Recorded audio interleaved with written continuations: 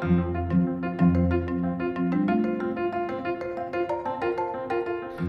my name's Cass. Welcome to the AutoParent podcast with my mom. Hello. That's true. I'm his mom. I'm also your host for the AutoParent podcast. My name is Reverend Casey Van Atta K. Spear. I am an associate pastor and director of family ministries at Foundry United Methodist Church in Washington, D.C., and I'm a mom. Y'all, whatever we need this podcast to be, whether it's a space for solidarity or hope, to receive permission to tell guilt and shame to kick rocks, whatever we need for this parenting journey, I pray we find it here together. So come on, let's pray toward it and let's do it. Hello, and welcome to the AutoParent podcast, episode 17, which we're calling my favorite number because I literally have it tattooed on my finger. Fun fact, my partner Greg and I got married on the 17th of December, and so we both have 17 ring finger tattoos.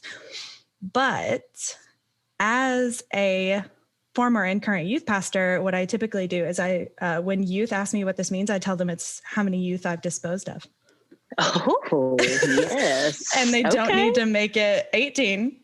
Right. Yes. Check yourself. Exactly. Before you're number 18.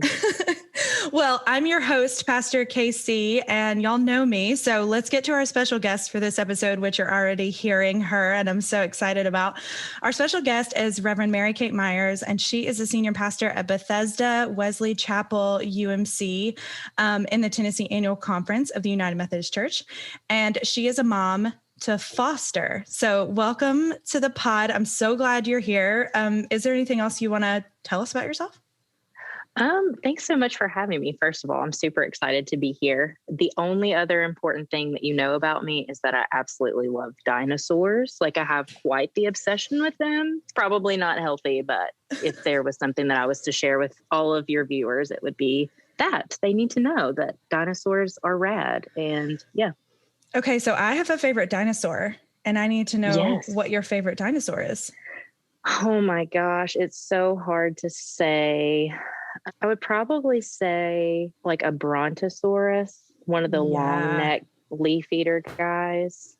Those are also, I think there's like another kind, it's called like the apatosaurus. I think they're very similar to one another. So yeah, both of those long neck fellows are probably my favorite. What about you, ma'am? Well, okay. So my favorite dinosaur is like the Troodon.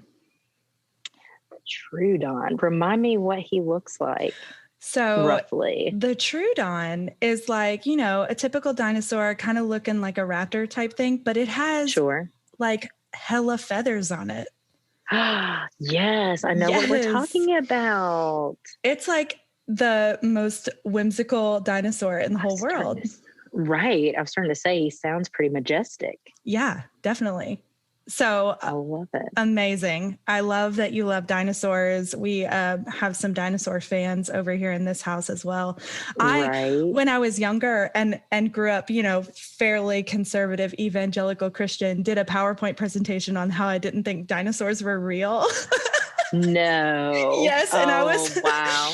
I was talking about it the other day because one of the theologians that I follow on Twitter was like, how many of you, like when you were younger, didn't believe in dinosaurs? And I was like, oh my God, like if I could find this PowerPoint. So yeah, evangelical scars are real. Okay. Definitely. Well, speaking of which, let's just roll right into our special guest questions. The first one of which is, what is your biggest pet peeve? So my biggest pet peeve is definitely condescension. When people talk in condescending tones, particularly when it's men speaking to women in condescending tones. I'm not a big fan of that. So yeah, that's probably my biggest one. What about you?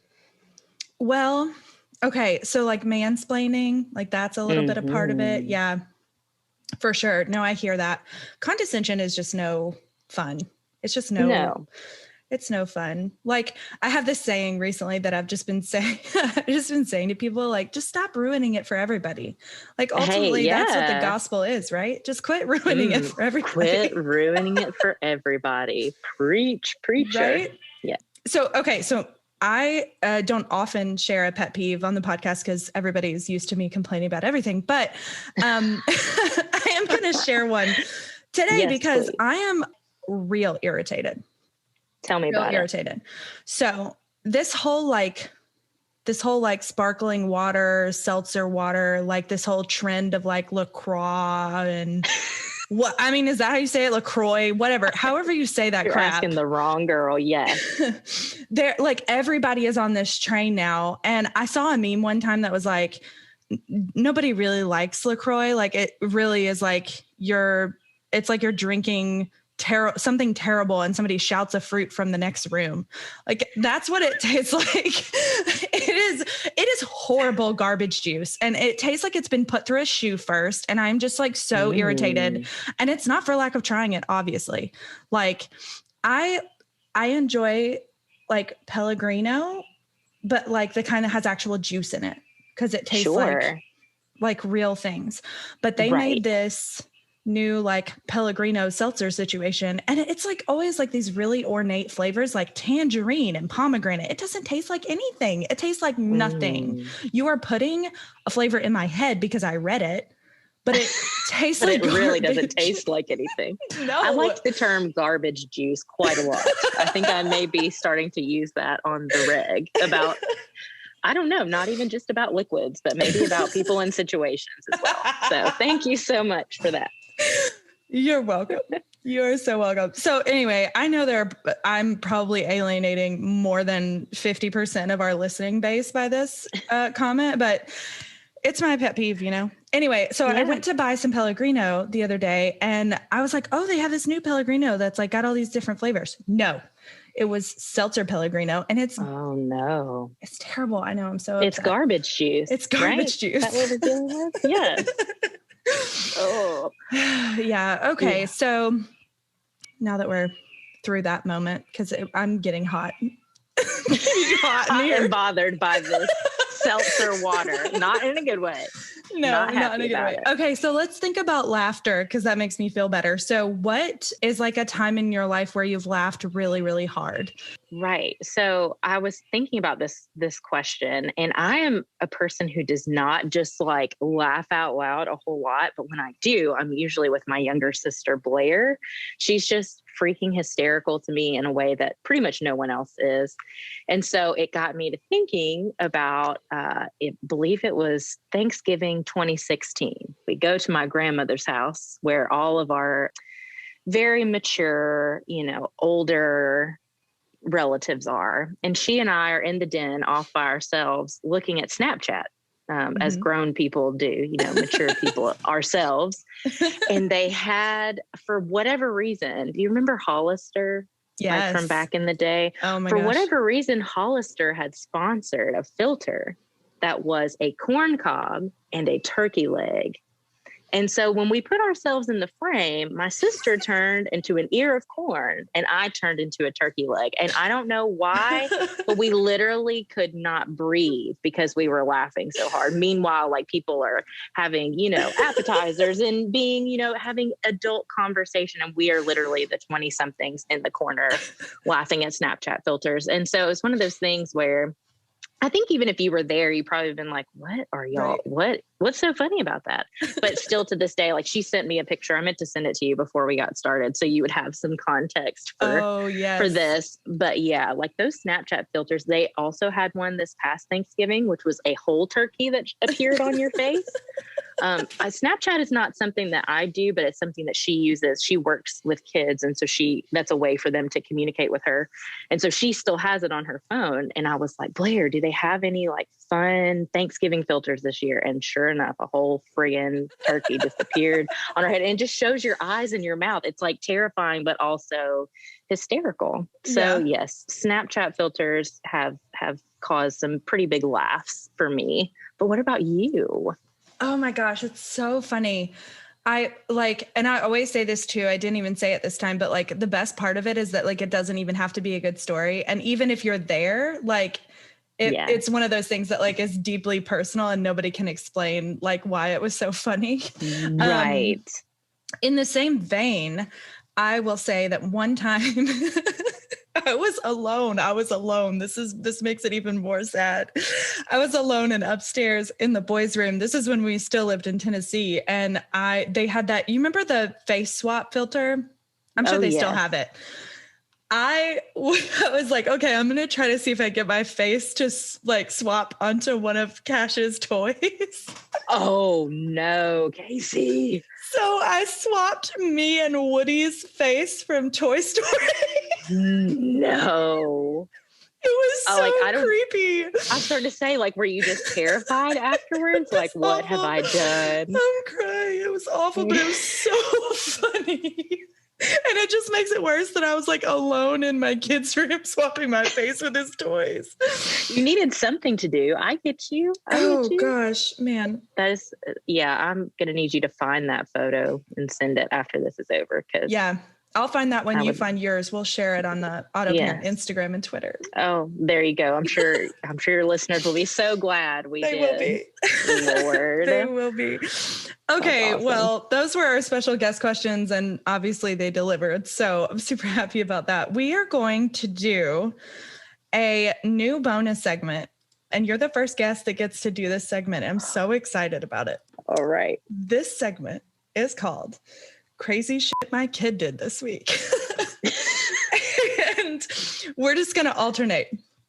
And then we'll just let the listeners decide, like, which is worse. There you go. Sounds like a good plan to me. First up, my 3-year-old, whose name is Riggins, has this obsession with suckers. Like, full on obsession. Like, he will take sometimes like 7 or 8 suckers out of the bag, open them up, turn them into like one mega sucker and just like run around with it. Like, he's obsessed with suckers. And obviously he does that when I'm not like able to pay attention or when somebody's not, whatever. So anyway, the other day, this was yesterday. Oh my gosh, yesterday I moved the couch, and when I moved the couch, I saw a line of 7 suckers that were stuck to the wall. Oh, this child took 7 suckers, took 1 lick of each one, stuck it on the wall behind the couch. Yes. And I tried to remove them, and you cannot remove them without removing the paint on the wall. Sure. And we live in an apartment. And I was just like, oh my God, I regret now that I didn't take a picture of it, because I totally should have, because it looked like a booby trap, like a kid booby trap. I believe it. Oh my gosh. Yeah. He probably felt so, can you think about like how proud he must have felt of himself? Like, mom and dad are never going to find these here. I can just enjoy them and stick those literal suckers to the wall, and they'll never know. It's going to be fine. Oh. And then mom's just doing the whole vacuum thing, and like, what in the... Yep. Okay. Yep. There it is. There it is. All right. What do you have? So the thing that comes to mind recently, so I don't foster my son up from school very often. It's normally my husband, Bo, who does. But the past couple of times that I've like picked him up or taken him to school, one of the kids from his class will also be either like going in at the same time or leaving at the same time. And the kid is excitedly talking to whoever his grown-up is about seeing Foster. Like, oh, look, it's another kid in my class. My kid does not even look in their general direction as they're like talking about them excitedly. Like, he's just like staring off in the distance or like talking 90 to nothing about like who the heck knows? I don't know. But you know us, like we're born and raised in Tennessee. There's a certain like politeness aspect there that you're trying to uphold. And I'm like, child of mine, like, just say hello, just wave. I think I literally picked up his hand and waved it at one of the kids because he was just acting like he wasn't there. And I was like, oh my God, this is so embarrassing. I swear I'm not raising a mean kid. I think he's just like a little ditzy. Okay. Like, we love you. Thank you for acting like you care that he's here. We care you're here too. Oh my God. So it's like an embarrassing, and also like, I feel like they should let me in there and let me see how he is with the other kids. Cause is this what we're dealing with all the time? Like, are you just like standing off in a corner, not talking to anyone? This is slightly concerning. And also, don't be a jerk, kid. We will not allow it. It's just not going to happen. So hopefully we got to work on his social skills, obviously, get him a little bit more checked in. But yeah, I was just like, who are you right now? Because he's so like, he talks constantly. He's usually, as far as I know, super friendly and like has a good time with other kids. And then just to watch him like straight up ignore two different kids on 2 different days, I was just like, what is wrong with you? Yeah. Like, am I raising a psychopath? I kind of need to know. So hopefully that's not the case. I have a real affinity for psychopaths. So the listeners know so that. You'll love him if no one else does. I appreciate that.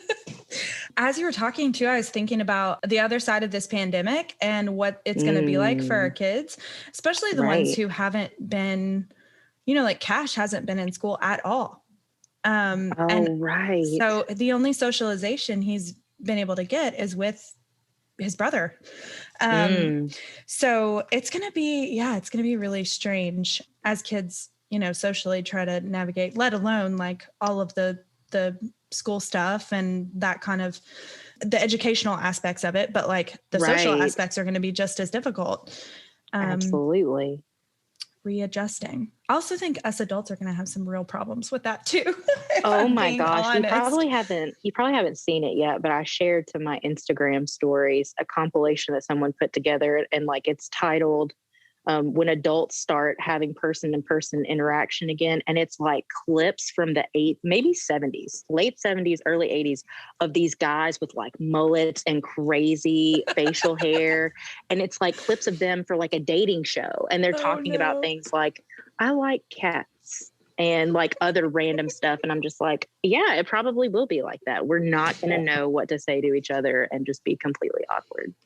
But it's fine. We'll all be so glad to just like be in the same space. It won't really matter. That's right. Okay. So the next crazy thing that my kids, plural, did this week, what actually happened today. So I mentioned to you before we started recording that we had a flat tire today. So we had a flat tire today. It also is time to renew my son's EpiPen. So my son Riggins has a peanut allergy. Foster also has a nut allergy. So you're well aware, like it's time for him to get some new allergy tests and to do the whole thing over again. So I'm on the phone with the tow truck. At one point I'm on the phone with an allergist at the next point. And then I got another phone call from one of my doctors rescheduling an appointment. So I had a series of 3 phone calls. In the span of these 3 phone calls, both of my kids managed to get every colander or sieve or strainer that they could find in our cupboard, which I'll admit is like more than we probably should have. I don't know how we've managed to like just compile like, I don't know, dozens of colanders, but we really do have 6, I swear. I don't know what has happened. So and I'm looking at one right now on the floor. So they go and get these colanders and they bring them into the living room and they're just like, playing with them or whatever. Then they decide to go get their bike helmets and put those on. So they did that. And then they proceeded to follow me around the house saying, well, look what we have here. And then throwing the colanders at me while I'm on the phone.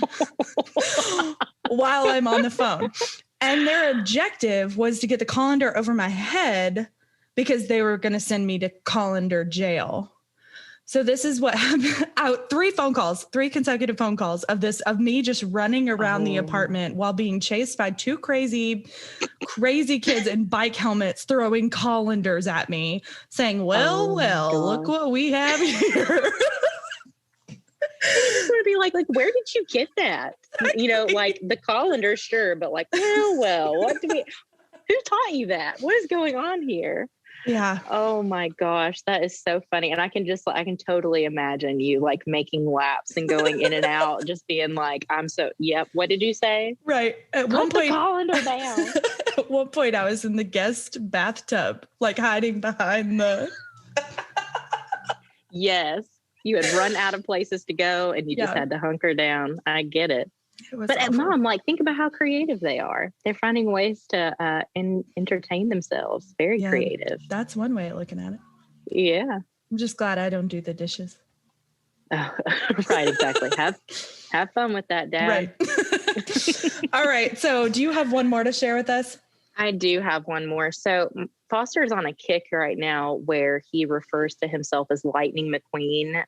Other parents listening to this podcast may be familiar with Disney Pixar Cars main character, Lightning McQueen. And it has gotten to the point where sometimes if we call him by his name, he will not answer or corrects us to call him Lightning McQueen before we can carry on with what we're saying. So one of the things, part of our life together as a family, and something that kind of goes along with the food allergies that you mentioned earlier, Foster is part of what they call feeding therapy. So there's a therapist that we meet with once a week that basically is teaching him to eat foods that he should have learned how to eat a long time ago, but because of complications with the allergies, it just didn't happen. Mm-hmm. It's been such a helpful and hopeful thing for us to get to experience as a family, but we were on vacation last week. So we did our appointment via telehealth. And that's one of those things where, as you can imagine, with a 3-year-old, a telehealth appointment is either going to go like, great, we're going to get through what we need to get through, or it's just going to go down the crapper really quick. Mm-hmm. And so he started out really well. And then we got to something that he didn't want to do. And we kept trying to redirect him and refocus him. And we were calling him Foster, and he would just keep saying, I'm Lightning McQueen. I'm Lightning McQueen. And like just everything, we're trying to like bring him back and just over and over again. And I was at the point that like I could feel my blood boiling. Our appointments are like super early in the morning. I'm not a morning person, especially if I haven't had coffee. Like you just don't want to be around me. It's not a good look or a good time for anyone. And I was like, oh my God, I'm getting ready to have to like exit this telehealth appointment and just leave Bo and Foster here to do it, because I'm about to scream if he tells me he's Lightning McQueen one more time. So that's the new thing. He's back at daycare for the first time since we got back, and I just have no idea what his teachers are having to deal with today. Been thinking about them and praying for them all morning. So hopefully he's not driven them absolutely nuts, but I just don't know like where they get these things in their heads and just run with them just to make us absolutely nuts. It's like a spiritual gift that the Bible doesn't talk about. Oh yeah, 100%. So this has been a brand new segment called Crazy Shit My Kid Did This Week. And I'm so glad we got to do it together. That was fun. All right, it's time for our next segment, which we call Parenting Fails, Confessions and Wins, or FCW. I'm very excited because first up, we have a parenting fail that's one that just is what it is. And it kind of is like a parenting fail and a confession, both in one. Sure. But this week, as I mentioned, the whole colander fiasco, that was one thing. My 6-year-old, Cash, has started saying, I don't care. And he says that because sometimes he'll say like, I really need to do this or whatever. And in the heat of the moment, I'll be real irritated and I'll say, I don't care. So he's just repeating what I'm saying. Sure. But the other day I said to him, I really need you to do this thing. And I think it was related to school. And he said, no, I'm not going to do that. And I said, okay, well then I'm going to take your device and also like, we won't do anything until you do this piece of work. So we're not going to go outside. We're not going to whatever. And he said, I don't care. And I yelled at him so loud. I was already irritated. It was like the middle of the afternoon. The witching hour for kids starts at like 5:30. It's like horrible. I'm like, right. Oh, just that time. Don't ever leave me alone with these kids because who knows what's going to happen. Exactly. So it was right around that time. And I yelled at him so loud. And I think I said something like, I'm going to make you care. Whatever whatever that means. He's like, okay, try. Like, right. Exactly. means nothing. But he has since come back to me like multiple times saying, Mommy, you yelled at me really loud. Can we please talk about it? Like it really hurt my feelings. Like it's been real, it's been something that because it's not something I do. Like it's just not something I do. And I had just hit wit's end, especially with him, because he's just, I don't know, like on the other side of the full moon, if like, things are rising or something's falling or something astrological is happening, but it's nuts. It's nuts right now. It's just in a phase of that. So anyway, it makes me feel a little bit bad. And also my confession is that it was justified. It was a little bit like, well. Right. I thought you were going to say, and I don't care. And I was like, yes, that can be your confession. Absolutely. Support that 110. Yes. Yeah. Okay. Well, there's mine. So that's a little bit of an example. Do you have a parenting fail to share with us? Yes. So I've got kind of like a funny and a serious parenting fail. So it's interesting that what you shared was the I don't care thing, because the funny one for me is that's enough. Like that, like if he is really just out of his head, I've tried to like talk to him and reason with him and he's just not hearing me, I will say that's enough. So I don't know what happened last night when we got home from visiting family in Louisiana, but it's like everything we said, everything we tried to do was that's enough, like out of his mouth. That's enough. That's enough. That's enough. And I'm like in the kitchen trying to put things away and wash things.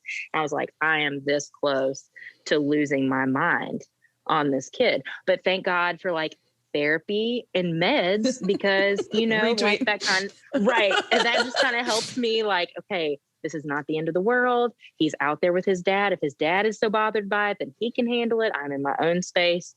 And that makes me think about my serious parenting fail, and one that like I am still coming to terms with, but like I struggled very much, like so many moms do, with postpartum depression after Foster was born. And it was one of those things where, because of the stigma surrounding it, because of my own issues with pridefulness, the whole thing, I was just like, I don't need help. I've got this, everything's fine. And it probably took me a solid like 3 months to get help, when I, like looking back, I can tell that I needed it pretty immediately after he was born. And I know that like I wasn't able to be a good mom to him then, just because I was so messed up. And so there are times now, like I'm like you, like we don't yell at them, like unless we've hit our like peak, patience point, and then it's just like blah. Right. But I think just thinking back on like how before the help of like other supportive moms and therapy and medicine, like that was an all the time thing for me. And he was like a brand new baby. And so I still like carry some guilt about that. And then like, I'm just thinking about the fact that Cash felt like he could come back to you and say, Mom, that hurt my feelings. Honey, that's a parenting win. Okay. That's right. That's right. Like at 6 years old, is that what you said? Yeah. He's 6. Yeah. That he can come back to you and tell you in a very understandable, mature way, like, Mom, that hurt my feelings. Can we talk about it? I'm, oh my God, like what 6-year-old does that? Okay. So like, yeah, I think that goes to show that like, even in the midst of like our fails or things that we think that, we've made mistakes about. And of course we do, we're parents, we're not perfect. But I think as long as we try to love the heck out of our kids and tell them that like, they're safe with us, and that, we see them as, little people that we can talk to and help, and, we can have conversations. Like, I just can't help but think how much you've already set Cash up for success, like communication wise, emotions wise. We know with boys, they're taught like, that's right, don't feel, like suppress all that. Don't talk about stuff. And for him to already have that, feel like he has that agency and that vocabulary to be like, I want to talk about this. My feelings are hurt. I think that's incredible. And I think that's something that I try to aspire to do with Foster as well, is like just have that open line of communication and, normalize telling them, I'm sorry, even though I still haven't figured out how to like help him understand what sorry means. Like I try, right, but I'm like, you're 3 and I know you should be sorry for this. And I'm trying to explain to you why, but I don't know that you're actually like receiving this. It's fine. we'll get there at some juncture. But yeah, so just like know that that's inspirational to me. Watching you as a parent be able to set that up for him, like, gives me hope that I can do the same thing with my boy too. And then confession. So, well, can I say a thing? I want to say a thing. Absolutely. Okay. I don't want to interrupt you, but I want to say, number one, I hear you and I see you. And I also I've experienced and battled depression, anxiety on and off for as many years as I've been a mom. And so I feel that with you. And also, like, one of the things that I say on this podcast all the time is that, like, this is a space to tell guilt and shame to kick rocks. So like, I also, like, just want to, validate your experience and to say, like, also, we do the best we can. Like, we do the best we can. And that our goal is to just be gentle with ourselves so that we can continue to shepherd these kids and have them shepherd us in the moments where we can't figure it out. Like, It's a beautiful gift. It's a beautiful gift. And so I just wanted to insert that. Not that you need it from me, but I know, but I gladly receive it. Absolutely. Absolutely. Because it's like you said, we do the best we can with what we have. And I know, like, for me personally, I had heard about postpartum depression, but nobody really talked to me about what that was like embodied. And nobody told me that was something that could continue for years after. So, there was a point in time, like, where I came off of medication thinking, oh, like, surely the postpartum period is over, like, it's so long after he's been here. And then just, like, saw myself do, like, a deep dive and realize very quickly, like, man, no, we're not done here yet. Let's backtrack and refocus.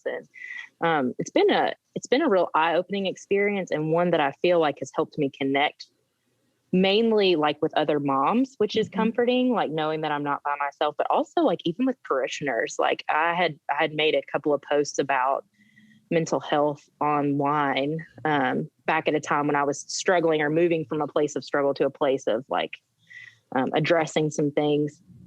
And I had women that were, like, in their 60s calling me and talking to me about mental health and, asking me questions. And I was like, as we are younger clergy and younger clergy women, sometimes I think we're led to believe that we don't necessarily understand our parishioners who are older, that we don't have this, like, connection. Right. But I feel like that was, it was eye-opening for me, like, how many doors can be opened when we do choose to be open about communication, about things that are hard and not pretty and, a struggle, I guess. Yeah, this is something if we can just take a minute on, like, this is something that I would love to talk to you more about, because I think it's really, really important.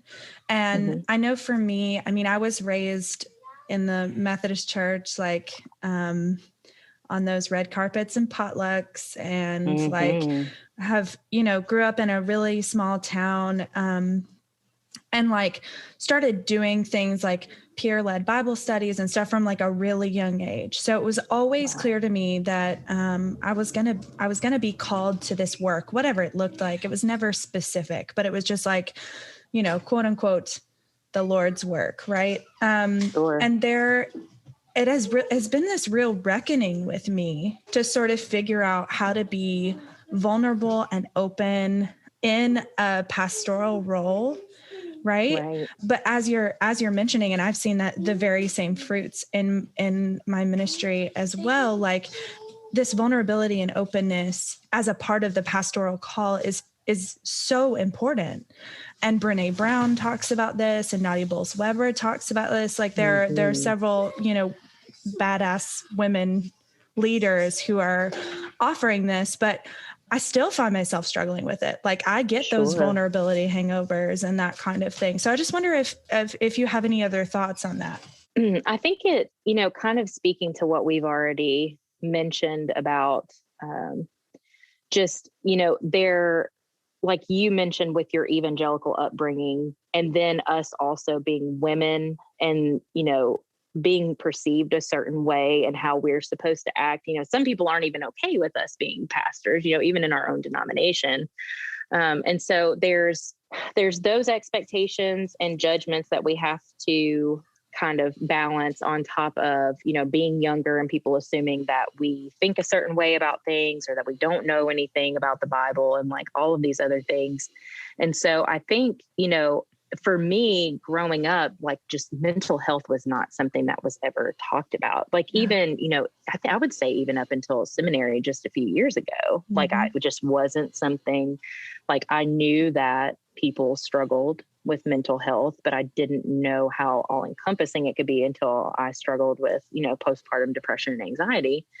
And it took a while. And I think there's still days, like you mentioned too, where it feels like there's some hesitancy to be fully transparent about the struggles that you face. And I know for me, a lot of the time it goes even from like how I'm perceived as a professional to also like when I stop and think about my life, the fact that I have a supportive family, a supportive spouse, I have a child, our needs are easily met, all these sorts of things. Like, who in the hell is going to be like sad? Like, how can you be sad? How can you struggle? How can you say that like you've got problems? And so that's really something that I think even still, my therapist and I will work through from time to time, just like, even though it's all about chemistry and, it doesn't have anything necessarily to do with, these things that we can see or the things that we think that we understand. But really it's about your brain and how it's, working or not working and figuring out how to be open about that. I feel like allows for some relationships, whether pastoral or familial or, in your friendships to deepen. And I think that's important. And I think that's kind of a place where God creeps in and meets us in the midst of that vulnerability.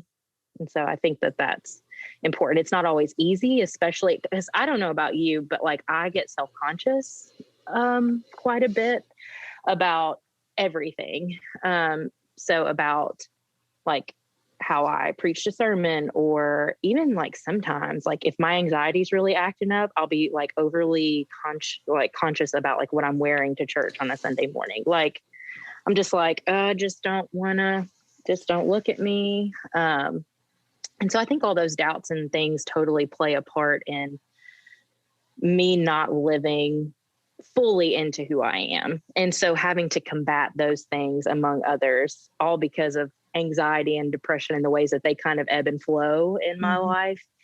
I think it feels freeing to me sometimes when I'm not being self-conscious about how I feel or trying to, police how I feel. It's freeing to be able to say, this is who I am, like in the fullness of who I am. Like, these are my struggles today. These are, my wins today. And sometimes I can't find the wins. Sometimes it just feels like it's all struggles. I don't know if you've ever felt like that and like how being able to talk about those things or not has affected ministry or life or anything like that. Yeah. I mean, I think it's important to say a thing here, which is that there is a degree to which our anxieties about what we're wearing or about how we show up in the pulpit as women or about what the embodied gospel looks like as a woman are founded because of the culture of, I almost said patriarchal bullshit. I mean, that's like that. And also like for me, I'll just speak from my own experience because of sexual harassment. Like it is just to say the thing, if we're going to go there, let's go there. Like our churches, and the United Methodist Church is not the only church that deals with this, but our churches are often places of not safe places often for women and specifically for clergy women. I know for myself, I mean, just in the span of 4 years serving in a church, I was harassed by over 4 congregants. I've been harassed by a district superintendent. I've been harassed by a fellow clergy person to the degree that it got reported. And do you know what happened? Nothing. And so when we enter into spaces of vulnerability, like making a report or like speaking our truth, and are met with a closed door, a promotion for the person who committed the harassment, and or potential ramifications on our part that affect us, then that continues to create a culture and an environment in which women aren't safe, women and other persons aren't safe to really be vulnerable, right? So I think that there's a level at which it's important for us to be able to show up using the tools in our toolboxes, to show up in the fullness of who we are, in the fullness of the calling that has been placed on us by God Almighty herself. Yes. And also, like, I want to shake the institution itself, right? Because it's constantly going to be an uphill battle. And my hope is that, you know, the culture can begin to shift. And I think that that's true. And I pray toward that because I think that's the work of the kingdom. So I love that we've gone down this trail. I know. I was like, this is not what she had in mind for us to talk about. I love it. I love it so much. I love that we were in a parenting fail segment or confession segment and got here. It's the beautiful, beautiful path of this podcast. So why don't you share a parenting confession with us? It's true confessions. I will often, especially in these days of the pandemic, hide in either the kitchen or the bathroom for a period of time to make it to bath time. So that I can just have a few moments to myself, because if I don't, I'm going to have to go just sit outside somewhere where no one can find me. I may come back, I may not. But that is like, that's the big thing, is that, you know, like sometimes Bo, my husband, will poke at me, be like, were you hiding in there? And I'm like, no, of course not. My tummy just hurts. That's why I was in the bathroom for so long. No, I was in there on Instagram, flipping through, seeing who's doing what, and just like taking a minute to totally zone out of it. Cause it's like you said, it's the witching hour. It feels like it just drags and drags and like we'll never get there. So sometimes mama just has to excuse herself and go eat some like sun butter pretzels in the kitchen and just pretend she doesn't exist. Sun butter is so good. It is. It's a good alternative, isn't it? Yes. Peanut allergy mom. Yes, it is. Okay. So I have a confession too, that's like in the realm of peanut allergy. And that's that, like, when I'm not with Riggs and I know I'm not going to be with Riggs for a minute, I'm consuming as much peanut butter as I possibly can, like to the point that it will make me sick. I love peanut butter so much. And I will like, especially if I go on like a retreat away or like a work trip or something, I'm just like, give me all the peanut butter. Right. Oh my gosh. I'm so glad I'm not alone on that. Yes. Whew. That is my confession, that I will eat as much peanut butter as humanly possible. As you absolutely should. Right. Yes. Okay. So let's do parenting wins. It's a pretty quick one. And it's just that we have decided as a family that when Greg goes back to work with his new job, he's going to have to be in person. So he's been working remotely since we left Tennessee, and he has to go back in person beginning on Monday. And we've decided as a family to put Riggins in daycare, and it's a win. Okay. Yes. It's a win. The daycare that we found is like, it's super hippie and crunchy and like very much me. And also like, it's been a year. It's been a year. And I will say this too, like I said, I was going to be brief, but just quickly. So with Riggins, when he was born December 22nd, and I was at Warmth and Winter at the end of January. Stop it. Yeah, with him. Wow. And it was very intense. We hit the ground running. I didn't get to spend a lot of postpartum time with him, which I think is some of why I experienced so much depression on the other side of his birth. And I got to spend 12 weeks at home with Cash when he was born. So it was a very different experience. And he was being cared for, like we had a daycare in Tennessee, and he was being cared for by other people. And so when we moved here, my relationship with Riggins grew tremendously, which has been a beautiful, beautiful gift. And it's been a year. and also It's been a year and Mama needs a break. So it is a huge win. And I am so, so grateful.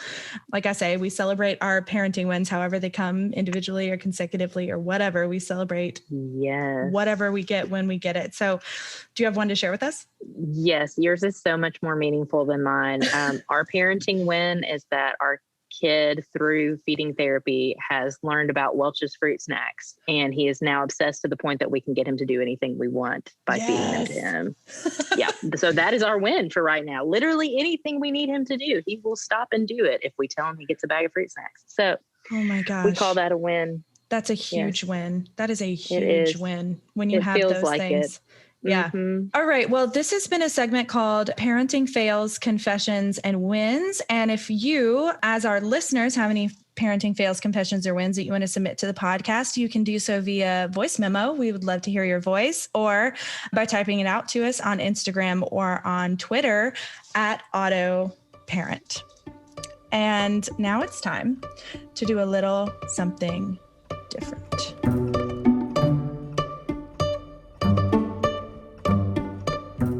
This is our Get Real segment, where each week we take the lectionary text and we get real. Our lectionary text this week comes from John chapter 15, verses 1 through 8. And here it is in the New Revised Standard Version.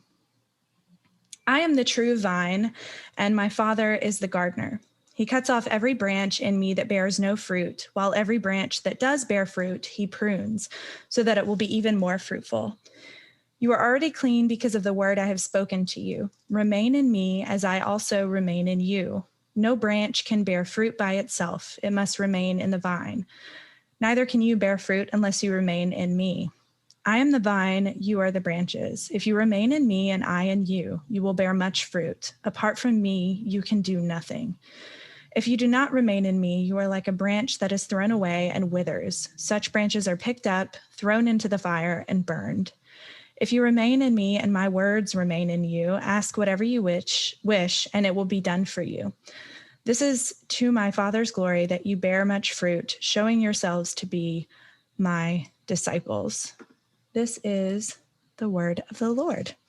Thanks be to God. Okay, so let's just do some initial reactions on this text. Mary Kate, what you got? So when you informed me that this was going to be the lectionary text that we were looking at, I don't know if you ever do this, but like when I am told to read something I feel like I've read or heard a lot, I kind of assume that I know what I'm getting ready to look at or listen to. And then I went back and read it and I was like, oh no, this is like, hold up. This is speaking directly to you, my dear. And like, it's interesting that, you know, we're talking about this on a parenting podcast, because for me, as I looked at it, it brought up a lot of thoughts about parenting itself and just about the calling of being a parent and how that plays into faith and how I feel like God, you know, calls us to partner with God in parenting our kids. And we can't always think that we're right. Like there's so many things that I can think about. I know we'll get into some of that, but at first it was just like, oh my gosh, like I needed to read this right now. Amen. So I'm glad that it's the one that we landed on for today, because it was one I needed to revisit. What about you? Well, truthfully, my initial reaction was the worst sermon I've ever heard in my life. Oh no. I heard preached on this text. Oh gosh. And it was a 45-minute sermon. I mean, it was 45 minutes of like 45 minutes. I kid you not. It was 45 minutes of like 10 different illustrations and a lot of like abiding in me, abiding in you. You know, I mean, you can get lost in the scripture fairly easily because the language is very rhythmic. And so it just instantly took me back to that moment where I was like, oh my God, sitting through this sermon. And I think I had to benedict it, which I love that benedict is like now a verb. Yes, a verb. Mm-hmm. I had to benedict it. So I was like, oh my God, there's no way I can benedict what am I going to say sermon about this? Yeah. So that's my initial reaction. But I would love to hear more about what you feel like is the primary function of this text. Why is it included in John? Why is it so important? Right. Well, so we know from looking a couple of chapters before this. This is where Jesus is with his disciples at the Last Supper, as we so often hear it called. We've got the whole foot washing thing happening where Jesus is talking to them about being servants first. And that's how they're supposed to lead their lives of faithfulness, is by offering this servant love to people they come into contact with, no matter who they are, where they are. It's just that is the crux of what it means to live out the love of God. And so, Jesus is giving them some instructions about, what discipleship is going to look like when he's no longer there, to be like, okay, come here, come there, do this, do that, think this way. And so here, I just really appreciate that he's taking the time to explain to them something that I think sometimes people who consider themselves faithful today sometimes take for granted. So, obviously we believe in Christ and we follow Christ, and we think that what we do and what we say comes from our love of Christ. But ultimately we're human.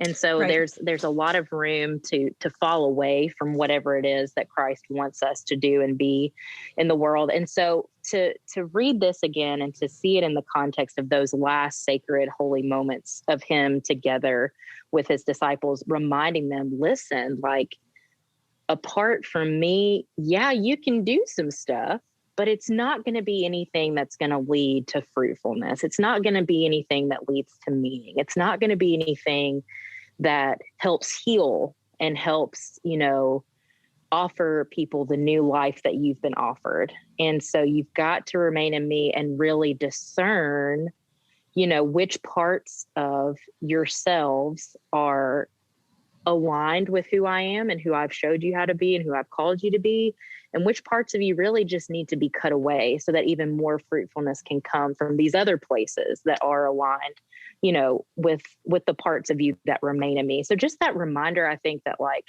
we're not freaking invincible, like I think humans often think, well, we've got the answers. We know them. Like we know what we're doing. And just to hear Christ tell us, okay, you can think that, and like, you obviously have agency and you can think for yourself. I've gifted you with common sense, but also, like, you have to be in relationship with me for meaning and purpose and fruitfulness to come from your life, is kind of where my mind went about it. Yeah, I think that's so important. So important. And also too, one of the things that as I was looking through this, I continue to be drawn to is this word abide and what it looks like and how it sort of feels in the gospel in light of what we know about how this gospel introduces Jesus to us, and what the Christ figure means. I mean, very beginning of John is, here is Logos. It has been there since the beginning. It will be there until the end. And so this word abide, actually, there's this beautiful sort of meaning and it's just to stay in a given expectancy, which is like a whole word based on what you're saying, right? To understand that it's not necessarily that we have the word all the time. It's not necessarily that we can know that we know that we know, or can dig our heels in harder on some kind of fundamental proof text that backs up what we think we know to be true. Yes. But that we can remain in the given expectancy that Logos has gone before us, will go through us, and will continue into the realm of the kingdom of God. And it's this beautiful understanding that, like, the expectancy is fruit, right? Yes. And as someone going through the process and this is actually my fruitfulness project that we're doing right now. Yes. Awesome. There's a lot of thinking about what fruit actually looks like and how fruit comes to fruition. And it reminds me, right, though, that when we enter into relationship and when we are continuing continuing to offer ourselves as part of the vine, that the expectation is that we will bear fruit. And it's a place of hope, and it's a place of renewal, and it's a place that we can continue to dive back into, to sort of rebathe ourselves in those baptismal waters over and over and over again. And yeah, I love everything you're saying. Do you want to say more about that? So I love your explanation of abide. I had not really heard that explanation of it before. And just, and honestly, that's so funny because like, as I was reading this, I didn't pay that much attention to the word abide, but I see in my translation, the Common English Bible, it's talking about that whole remaining in you thing, as opposed to abide. And so I really like that. Did you say it was the NRSV that you used? That they use that word abide, and just to hear kind of the weight of that in the midst of this text. And just, I think hearing you talk about the word abide in light of who God is and who God has revealed God's self to us through Christ, that abiding is just the essence of who Christ is. No matter what we do, no matter where we go, no matter how many times we screw it up, because we will do so, so many times throughout our existence, the fact that God abides with us still and chooses to do so, it's not like by chance, it's part of who God is, that relationship, piece that you talked about. That's so, it's foundational to who we understand God to be, right? God in relationship, God, Christ, Holy Spirit, and that we're then called to be in relationship with God and with one another. And you said something about, in our relationships, sometimes, when we're trying to talk about what we believe and like digging our heels in, that's also what I thought about when I read this too. I was like, so it's so easy for us, I think, sometimes just to think in our heads, like we've got it right. Like we know the answer, and that in and of itself, okay, maybe you do have it right. But if you're not speaking about these things that you believe to be true, like you were kind of saying, Casey, from this place of being, in the vine with Christ, fruit is not coming from that. Like it doesn't matter if you're trying to redirect or reframe or whatever you're doing, if you're not doing it from a place of, from that place of abiding, that abiding love that we're offered in Christ. If we're not doing that, then we're not making any change. We're not helping anyone, ourselves included, by just trying to stay the course of whatever we think is best. And so that's kind of what came to mind for me, I think. Yeah, it seems almost that it's often the people who, and I'm one of these people sometimes too, that think that they aren't going to be pruned, right? Like everybody else is going to be pruned. Sure, yes. And I think that's so important to like note that, yes, we are in that role often too. Like, because I totally agree. Same here. Yeah. So when I've heard this sermon preached most often, it's all about the pruning process. Like it's all about what needs to fall away. And I think that's a really, really important piece of the scripture, but it reminds me of prevenient grace. It's something that we want to claim for ourselves. Like, give me time to prune away what I need to prune away. Give me a moment to accept that Jesus's grace has gone before. But when you ask me to claim prevenient grace for someone else, or you ask me, like, it's often not something that we come to fairly easily. Right. And so I think the pruning process is important here in this scripture. I also think that there's something quite beautiful about coming sort of unassuming to the vine and knowing that this vine is coming out of earthly created good, out of like cosmic goodness, and coming to the vine and expecting life and being given life abundant. Right. And recognizing too that in order for us to have life abundant, there are some things that will need to fall away, but that we have grace as a tool, that we have the ability for ourselves to look inward and to be, faithfully sharpened without guilt and shame. And that we're all on this vine together. I mean, you were mentioning that aspect of community, and I think it's so, so important. Just reminds me that we are closer to grace, we are closer to life, we are closer to love when we are together. And that's another beautiful part of this passage as well. So what do you think this text could have to say to parents? at first, when I was thinking about this question, I thought a lot about kind of the pruning piece, like which we've mentioned. Just kind of, there are things that need to be done away with in order to be a better, more present, more caring, like whatever more of you need in order to do that. But now that like I've heard you talk about the abide piece and showing up to the vine, just expecting that the vine will offer what it naturally is. So just showing up and knowing that you don't have to, it's not something that you have to manufacture, like I think at least for me, I'm a fixer and I like to manipulate things. I like to make them be whatever I want them to be as much as I can because I'm a control freak like that. It's not healthy. I'm working through it with my therapist. We'll get there one day. You're for a therapist and Jesus too, is what I was saying. Yes, absolutely. A great combo. I'd highly recommend.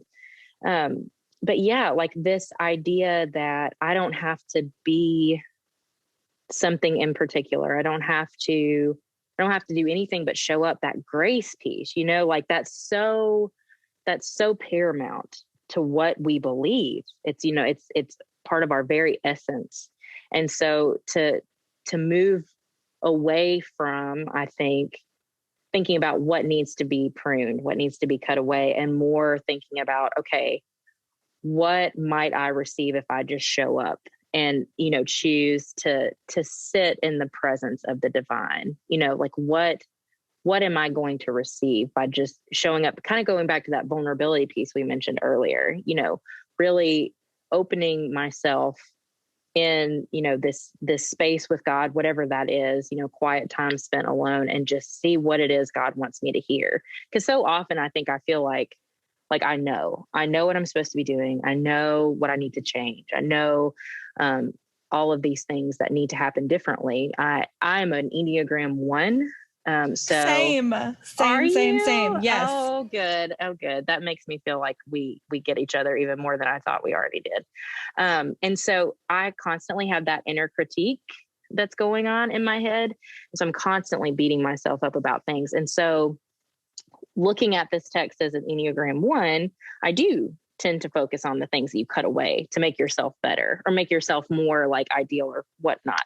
But then to have it kind of reframed, or just not even reframed, but just like focus on a different aspect of it. Like you were able to help me see that abide piece and being willing to depend on God. We know that's what we're supposed to do. But for some of us, it's a harder task to just trust that God is there and that we, are loved as we are and that God has things to show us if we'll just shut up and show up, so that's really helpful to me. And I'm so glad. And this is one of the things that's so special about talking through scriptural text with another person, because you talk about like the contextual piece, like what is happening in the story, in the gospel here that we're looking at, like when this is said, and then what does it say to the people who are receiving it firsthand? And then what does it say to us now? And the truth is, it says so many different things. It's like you said, there is truth behind we need to prune and, cut away things that are not helpful to bringing the kingdom even more to light and to fruition, to living out our fruitfulness, but with the gifts that we've been given by God. And then also there's a word and just abiding, like you said, like just showing up and abiding in the love of Christ. Like what could happen if we all committed to taking like 5 minutes a day of just sitting with God, whatever that looks like, figuring out how to turn your brain off and just be there. Like what might God reveal to us? How might like our individual lives, our families' lives, our communities' lives, how might all that change for the better if we were able to take that time? Something I think about sometimes. Yeah, that's really important. That's really, really important. And sometimes the pruning and that 5 minutes can be about our self-critique. I know for me, like that's what I spend a lot of time thinking about, right? Like nobody kicks my own ass harder than me. And I kick my own ass about kicking my own ass. You know what I'm saying? Yes, like, exactly. It's an endless cycle. And so some of what may need to be pruned off is sort of that ruminating thought. And also, we've already said it once, but like guilt and shame can just kick rocks. Like they really can. And, I think there's another image that's popping in my mind too about things that have possibly been pruned or have broken off. There's this practice in gardening, which, listen, I am by no means a gardener. I have never had a garden. I do not keep green things alive. Like I barely keep the human things alive. So like, right, yes. Don't give me anything green. But Mm-hmm. there's this process called grafting, I think is what it's called, where you trim off a certain piece of the main like root. You trim off a little piece of it, and you place like something that's been pruned off or something that you want to give some life to, and you graft it back into the vine, and you secure it in a way that it can remain connected to the root so that it can be given new life.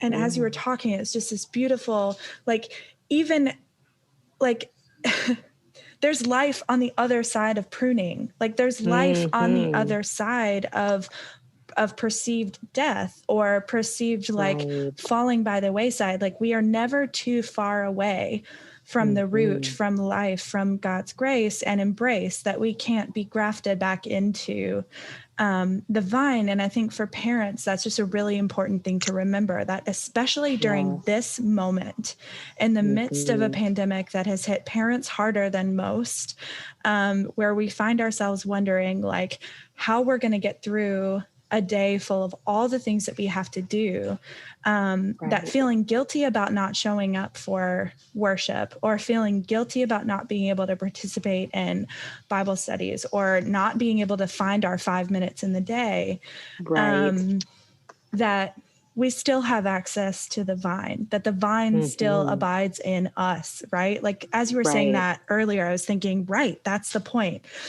is that we spend all this time thinking about the pruning aspect and making sure that we're abiding in Christ, which is so, so important. And yet sometimes we neglect the fact that, like, you know, just to get a little Gnostic for a second, that like we have Christ in us. We have divinity in us in a beautiful way, that we can breathe spirit and peace into our homes, and in ways that like only we are going to be able to do. And it's just like a really uplifting thing to think about. And it's just a gift that I think this conversation has given me. So for that, I'm super, super grateful. Me too. I think this has been a really helpful conversation all the way around. Just the being able to converse with someone, or even just a small group of people, about the text and think about, you know, the ways that it's still speaking life today. Yeah. Well, I'm super grateful that you were able to do this with us. Super, super grateful. Oh, thank you for having me. It was awesome. Well, do you want to tell people how they can get in contact with you or find you if they are wanting to do so? Yeah, absolutely. So if you guys want to find me, Facebook is probably the place where I post most of like my writing and reflections, sermons, things like that. I'm at Mary Kate Myers, and there's a dash between Mary and Kate, not in real life, but only because Facebook won't allow me to put a space between Mary and Kate. So Mary-Kate Myers, Myers. Find me there, and we can hook up other ways too. Sounds good. I also just want to, again, plug her Facebook, because everything that she's saying about writings and her sermons, they're brilliant, y'all. And I know that you already know that after having heard her reflections on the text. So I definitely encourage you to check that out. Very kind. Thank you, ma'am. Of course. Every week, we'll have a parent mantra, something that you can say to yourself or to your partner so that you can be reminded you're not alone. The AutoParent podcast family and the Foundry Family Ministries are with you on this journey. Your mantra for this week is Christ lives in me. Christ abides in me. Because, friends, if we don't believe that, it's going to be really hard to convince our kids.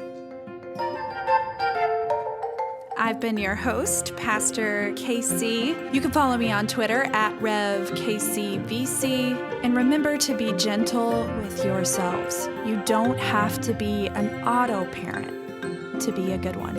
Join us next week, same time, same place.